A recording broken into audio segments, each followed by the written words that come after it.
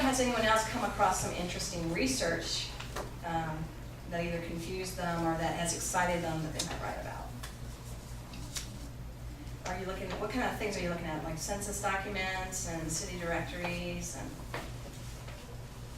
I looked in Ancestry, and there was a conflict because they referred to two census reports, 1910, I believe, 1920.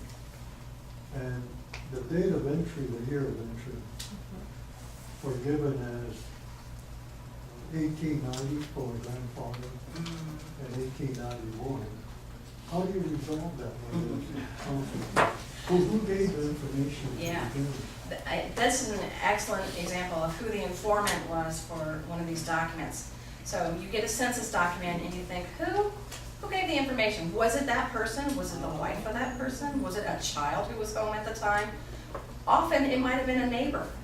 And it's amazing how the memory, especially on date of entry, varies, even if the person seems to be answering the question. Oh, it was around 1890. I think it was in the 1880s. You know, it varies. So the way that you have to prove it is you have to look for their immigration information. Well, it was destroyed, I understand. There was a fire Darn it. in Angel Island in 1940, which destroyed many of them. Oh no, that's not good. Okay, so in that case, if I was writing it, I would kind of explain. Oh, it might have been in 1890. It might have been 1891. It But there are varies. two other conflicting Is there? dates. The census data. Like the business card said the business was established in 1889, Okay. which predates the 1890. Yeah. And also there's a newspaper article that says they immigrated in 1893. Okay.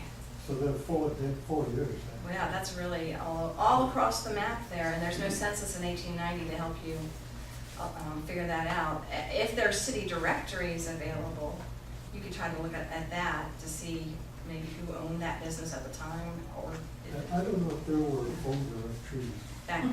back in 1890. But there were city directories before that were for your address, not for your phone number. So that's a good point. That's a good point of anachronism, because obviously you didn't have a phone back then.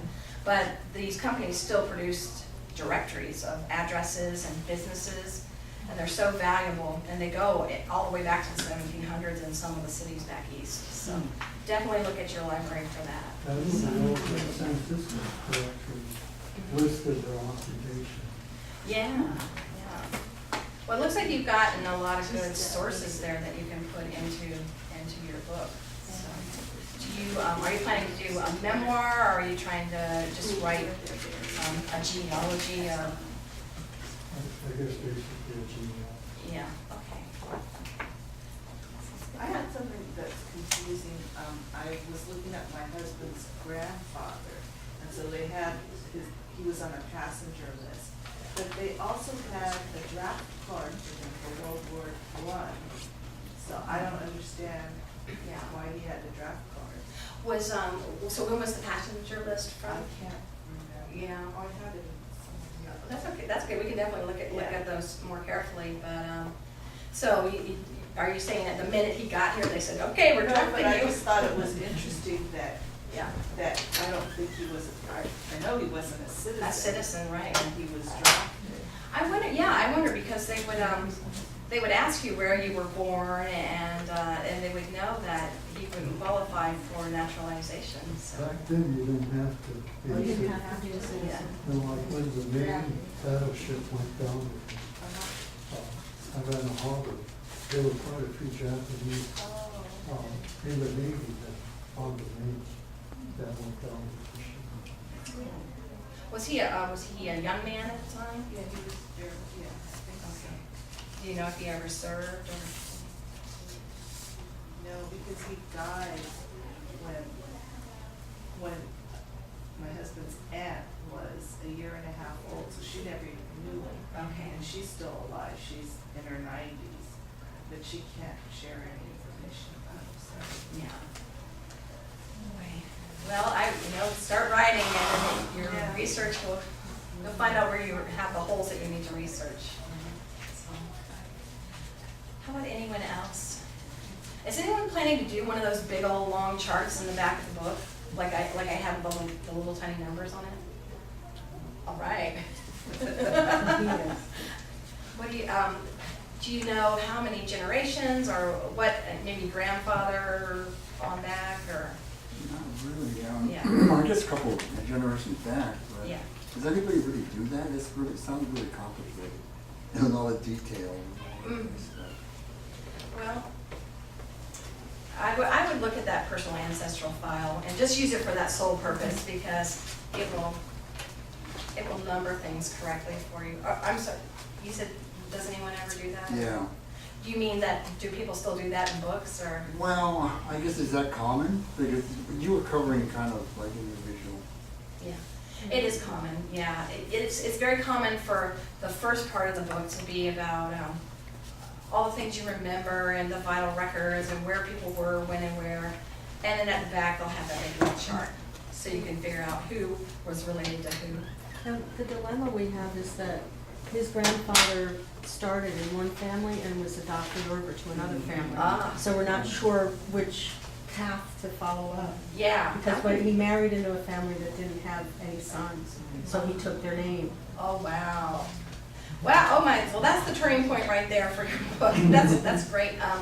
I would, you've only got a few pages, but for your As next far back book, as we can go, right? for your next book, I would include both lines. Mhm. And I would have a little explainer at the top that says, this is what happened, because that's fascinating. I mean, you know, your grandchildren, great-grandchildren, not really even know that type of thing happened back then, so, Exactly. yeah, that's very exciting. So I think that's why that tree would be more interesting. Yeah, yeah, you know, and if you want to do a graphic tree, like you would find in a baby book, those are wonderful. Everyone understands those. You know, where you have an actual tree, and here's the mother and the father. Everyone can understand that. That thing I put up there is more for people who really want to see how they're related to one another. But the CAP software will help. It will, Okay, yeah, we'll yeah. try it. And it's easy, fairly easy. Anybody else doing anything interesting or feeling completely stuck? Because we can talk about setting deadlines and things like that. Well, I'm curious to know, if you look at your schedule in your mind right now, what can you write every day? Can you write 3 times a week? What do you think? It depends if you're working full-time or not. I mean, I am working full-time and I'm working on another history project and it's just going very slow because, you know, most of my day is working. So I think, you know, like 1 hour in the evening being really realistic or, you know, setting aside time on weekends is going to be very, I mean, it's the only way I can fit it in. Right. I think getting that outline down and really breaking it down into little chunks, 1 hour, 2 hour chunks. You know, today I'm only going to look at the census records, or today I'm only going to write about that one holiday that we had. Because otherwise you're just going to say, oh, 6 months went by and it's not done.